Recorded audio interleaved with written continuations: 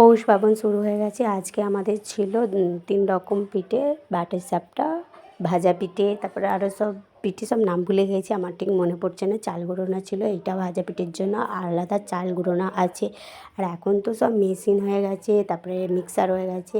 আগে কী ছিল, আমার মায়েদের বেলা, মানে মায়েরা যখন চাল গুঁড়াতো শিলেতে, 1 মাস আগে থাকতে চাল ভিজিয়ে রেখে রোজের ওই শিলেতে বাটতো। এখন তো সেসব উঠে গেছে, এখন তো জানিই না কি শিলেতে চাল বাটতে।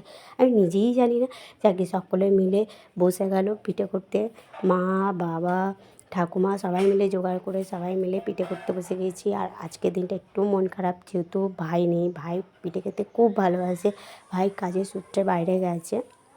আর এখানে তো মা বাটি সাপটা করতে বসে গেছে, ঠাকুমা আর বাবা মিলে ভাজা পিঠে করতে বসে গেছে। আমি পাশে জোগাড় দিচ্ছিলাম আর ভিডিও করছি, আর লাস্ট ফিনিশিং আমিই দিচ্ছিলাম। আর পৌষ মাসের এই যে একটা অনুষ্ঠান, পিঠে পার্বণ, একটা বাঙালির সত্যিকারের এই বছরে অপেক্ষা করে থাকে যে পিঠে খাক বা নাই খাক, যে পিঠে পার্বণ, তাই না? লাস্ট ফিনিশিং আমি দিয়ে দিলাম। প্রথম করছি তো ঠিকভাবে করতে পারিনি।